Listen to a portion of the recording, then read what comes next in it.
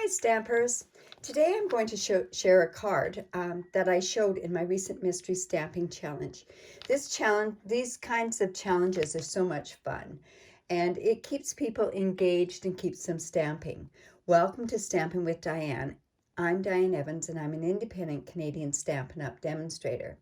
In order to keep people stamping, I have set up a weekly mystery challenge. And if you're interested in doing anything like that, you can actually join me on my Facebook group, and I'll have a link down below. And I do the challenges, I post the clues every Tuesday, and then on Wednesday we do a mystery challenge. So in order to do this, and this is the card that I did, but they didn't see the card until the very end of when all the clues were given, because I didn't want to kind of get them so that they thought they had to make a card that was very similar to mine. So to make this card, you're going to need the Timeless Tropical stamp set. You're also going to need the Coastal Weave 3D embossing powder. I used the Designer Series paper, the Tropical Oasis Designer Series paper, and this as well. And along with the braided burlap trim I also used some of these trinkets. And these are really, really nice trinkets. Now I can't even get it opened. But they have all these different things, and they're really nice trinkets.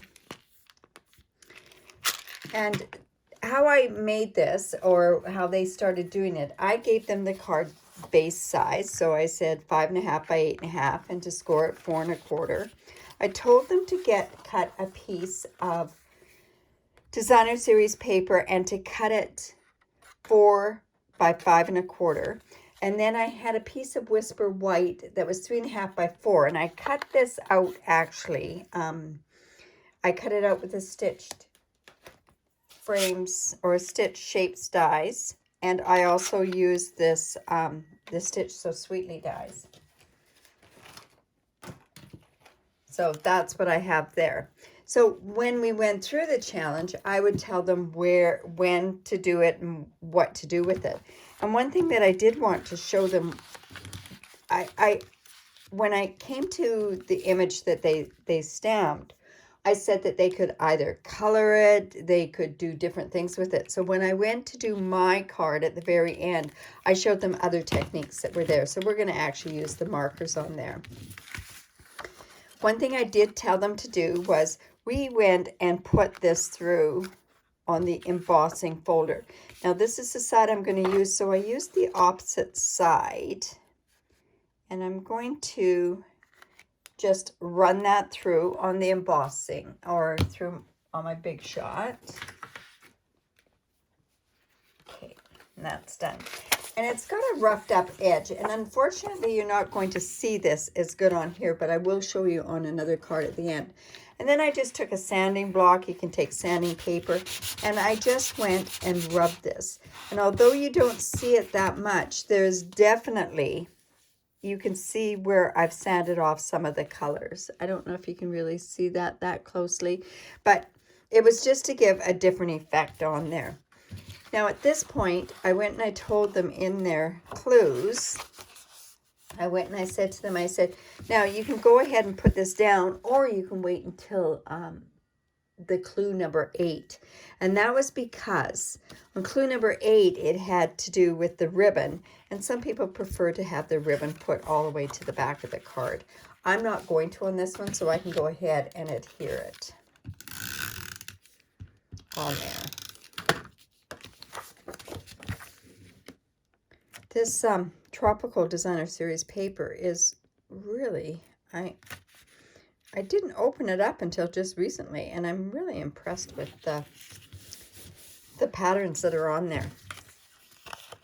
Now with this one, I went and I took the palm tree image, and I've got my stamp, and I brought in my Stampin' Right markers, and I colored the trunks with soft suede. And I always forget about this technique, but I love this technique, especially to give yourself like two-toned on the the palm leaves.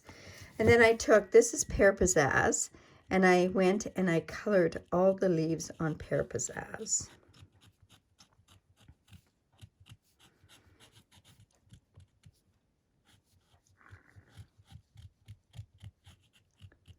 There we go. And then I went in with Mossy Meadow, and I just went and colored like the vein sort of parts on here. It's hard because I can't really see it that. There we go.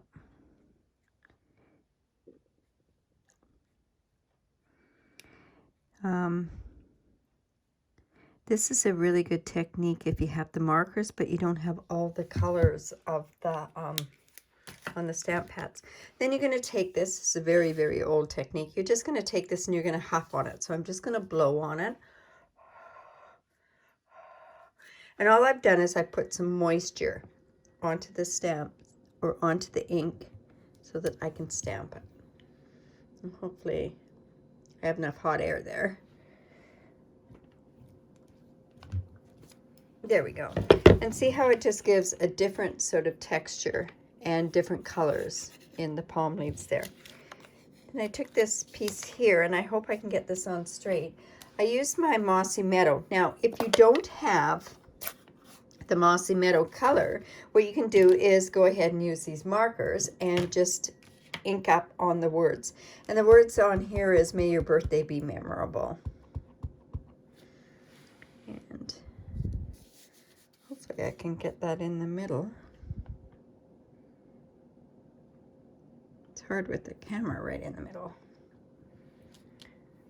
Oh, not too bad. And then we're almost ready, done with this card. With the clues that were in there, they were very, very, I guess they were loose.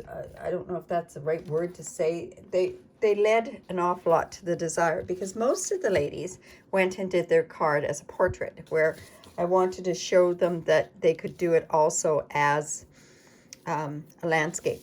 Now, this is that braided burlap. This stuff is so neat. You can put it on. I'm putting it on right with the tear and tape. And I'm just going to put that across there. I have to figure out if this is going to be where I want this part to go. I'll go up about there. So just take your pick tool. There we go.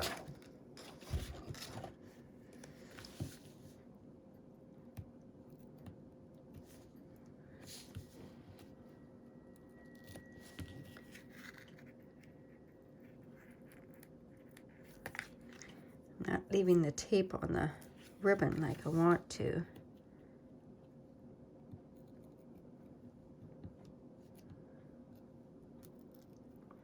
That should work. Now there's another way I could have done this. I could have put it onto the card itself and then put the ribbon on top. So I'm just going to take this ribbon, and it's roughly about 5.5 inches. And just lay it down like that, and then it's down there. And then I wanted to fray these edges.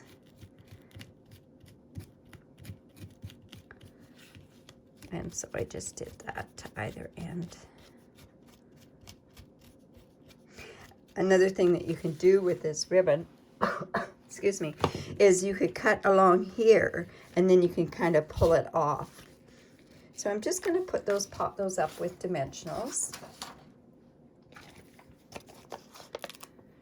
And you always want to make sure that you don't have the dimensionals going onto the ribbon.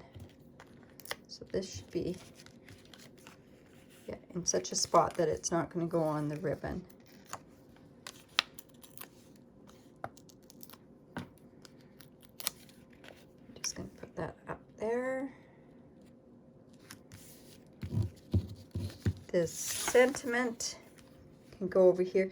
Now the other part was I said that this sentiment had to overlap slightly. So it was interesting. Some did it, some didn't. But all in all, I think the ladies had a good time. Like I say, it's keeping them stamping during these times because we can't get out. That's right? Put it there. And I took one of these things here, and I think I'll take one of the hibiscus. Yes. And I think I'll put that on there. And I put that on with a glue dot. And if it's heavy, you might want to put, this is double-sided, which is really kind of cool. The design's on both sides. So hopefully, whoops. So we're just going to put that up there. Now, the other thing that I did was I went and I took my linen thread and I just cut it. And then I cut it in half because I wanted to do a double bow on there. And then we're just going to take this and make a bow.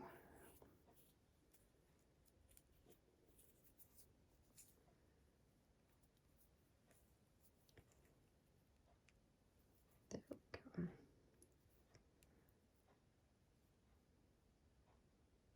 Whoops, I lost the bow end in there, so we'll just try that again.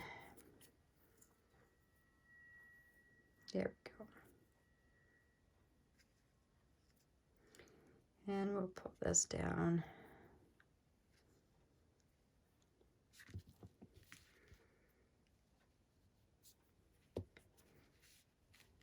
And we'll give it a bit of a haircut. And we'll just bring in another glue dot again for that.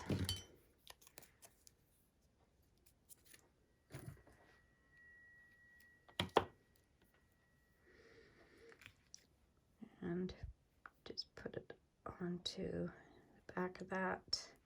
And we'll put it there. And all that does is kind of give it a little bit of more texture over there. So there's the card that we did in the swap. I also showed the ladies another card. I've actually did a couple of cards there, but the other card I did was I used the same suite, and this shows I didn't use the same embossing powder, but what I did was I ran it through and I used the sanding block. And by doing that, because our designer series paper is white core, it just sort of gave a more rustic look. And same sort of principles. It has an image. I cheated. I didn't stamp it, but I cut it out.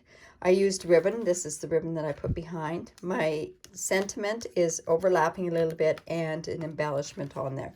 So that's what we did there for the thing. So, you know, it just, challenges are so much fun. Like I say, check the link below. I'd love to have you join my group. And if you live in Canada, I'd love to be, and I'd be honored to be your demonstrator. If you do shop online with me, I do have a new hostess code that you can use.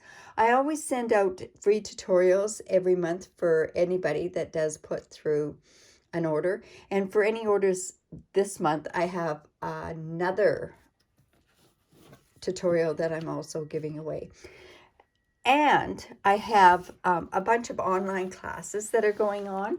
And there's a bunch of online classes that are to do with my mega tutorial that I'm involved in with 90 of the things that go along with the ornate garden tutorial. So, you know, if you're interested in something like that, all these links will be below on the video. And another thing, if you want to see these types of videos, just make sure that you subscribe to my video below. And by subscribing, you'll be sure to see every time that I upload a video. Leave a comment, give me the thumbs up, give me a heart. I really appreciate it. Thanks for stopping by. Bye for now.